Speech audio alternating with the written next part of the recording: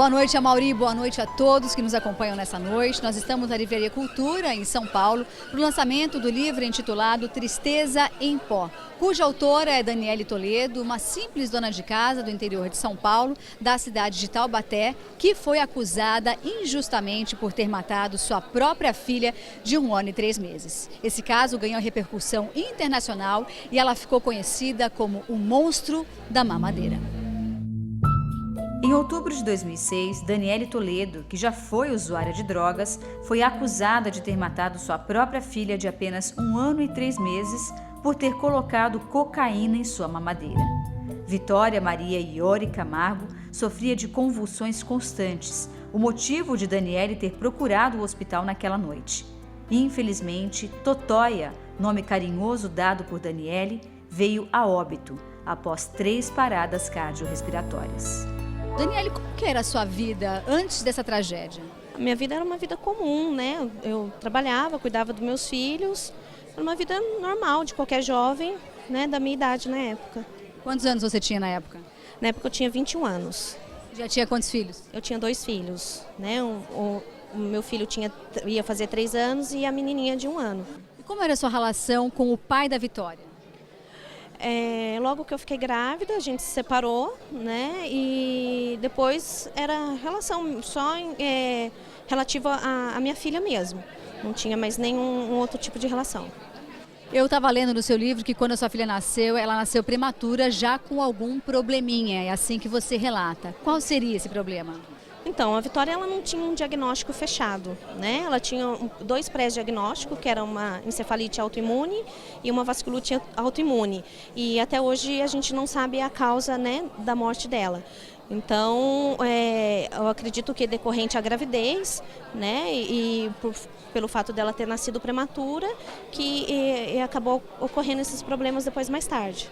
Agora, Amaury, vamos voltar no tempo, vamos voltar para outubro de 2006, se você me permite. Você se lembra do que aconteceu com detalhes desse dia? Ah, lembro, não tem como esquecer, eu lembro todo dia. A Vitória, ela tinha passado mal no sábado, né, dia 28 em casa. Eu a levei para o hospital, eles negaram a entrada, fui com ela até o pronto-socorro. E chegando no pronto-socorro, ela deu entrada por volta de umas 20 horas, foi atendida 4 horas da manhã. E eles detectaram uma substância na boca dela, por conta dela ter passado mal antes, não tinha dado tempo para eu limpar.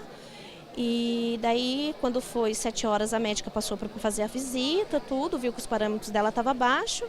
Quando foi mais ou menos umas 8h40, ela teve a primeira parada cardiorrespiratória. Depois teve mais 2 seguintes, na última ela veio a falecer. E quando ela veio a falecer, a médica, logo em seguida, já me puxou para dentro da emergência, falando que eu tinha matado minha filha com overdose de cocaína. E daí eu não pude nem chegar perto do corpo da minha filha, e dali eu já fui presa em flagrante. O que veio na sua cabeça naquele momento? Você já tinha passado por alguma coisa do gênero? Não, nunca tinha passado. Na verdade, eu nem tinha pensado que a minha filha ia vir falecer, né? Eu não via ela como uma criança doente. Eu via que ela estava doente e ela ia se curar. Então, eu vinha lutando com ela meses a meses, né? E a minha esperança é que ela ficasse bem. Então, isso me chocou muito na hora, né? Eu fiquei totalmente assim, sem reação, fiquei em choque, não conseguia acreditar no que estava acontecendo.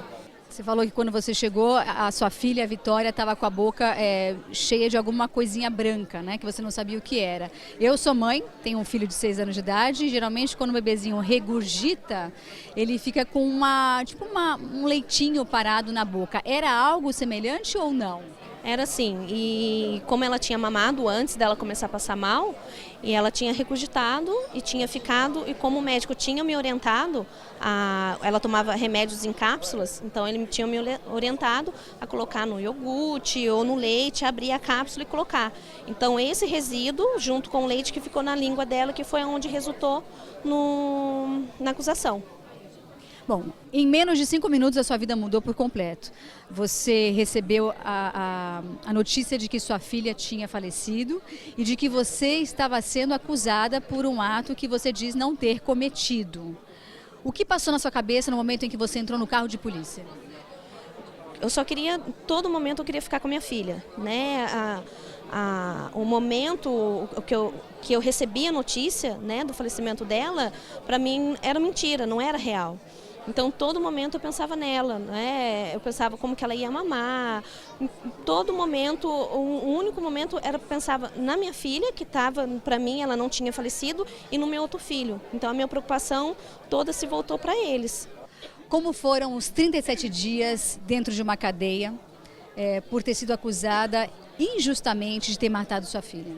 Então, na primeira noite já, né, que eu adentrei na cela, eu já fui espancada, né, que é onde eu tive traumatismo intracraniano, fiquei em coma, tive fratura, né, na clavícula, escápula, mandíbula, tive 3 coágulos cerebrais, o rompimento do nervo óptico e o rompimento do nervo da audição. Então, hoje eu carrego até hoje, né, e hoje eu tenho mobilidade reduzida do lado direito, não escuto e nem vejo do lado direito. E as sequelas que ficaram, né? Hoje eu tomo remédio antidepressivo, anticonvulsivantes, por conta das sequelas que eu tive. Então, logo na primeira noite eu já sofri essa agressão.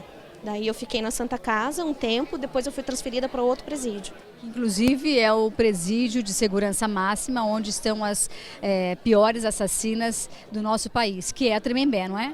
Isso, eu fiquei lá o resto, até terminar os 37 dias. E lá eu fiquei totalmente isolada, fiquei na parte da enfermaria, daí eu não tive mais problemas assim de agressão, né, físicas, só hostilidade mesmo. E ali foi onde que encerrou os 37 dias. Como surgiu a ideia de escrever o livro Tristeza em Pó? Eu vi que aqui dentro tem cartas que você escrevia dentro do presídio. Na verdade, assim, eu escrevia de uma forma de desabafar. Né? A minha mãe levou um caderno para mim e eu desabafava ali. Então, assim, a ideia veio através da editora, eles me procuraram e depois de muito conversar com a minha psicóloga, ela achou importante eu estar colocando o meu ponto de vista, né? A minha visão da história. Então, a ideia partiu daí, acho que ficou bacana, eu espero, né, que não é uma história assim que faça, né, uma história boa, assim, mas é uma história de superação, que as pessoas possam ver, né, quanto é difícil o pré-julgamento, para não julgar as pessoas, né, que isso destrói uma vida, não só uma vida, uma família inteira, né, e essa marca eu vou carregar para o resto da minha vida. Meses depois, o exame toxicológico deu negativo para a cocaína e positivo para medicamentos específicos de convulsão. 10 anos se passaram após o ocorrido e Daniele é considerada inocente, porém, a causa da morte ainda é um grande mistério. Mesmo com toda essa tragédia na sua vida, qual a lição que você tira de tudo isso que você viveu? Olha, a lição que eu tiro hoje é pequenas coisas, sabe, assim, eu fiquei privada 37 dias da minha liberdade. 37 dias pode parecer quase nada para quem tem a liberdade de ir e vir, mas 37 dias quando você está num lugar que você não pode fazer nada, que você é privada disso, é muito difícil. Então, assim, eu dou valor bastante, assim, de poder olhar para o céu, de poder abraçar meu filho, de estar com minha mãe, de estar com a minha família, de poder dar risada das coisas simples da vida. Eu sou uma pessoa simples, não tenho, nem tenho condições financeiras, né, para mais, e também nem desejo isso, mas coisas simples, sabe? Você poder sentar na mesa com seus familiares e almoçar, dar valor para pequenas coisas da vida.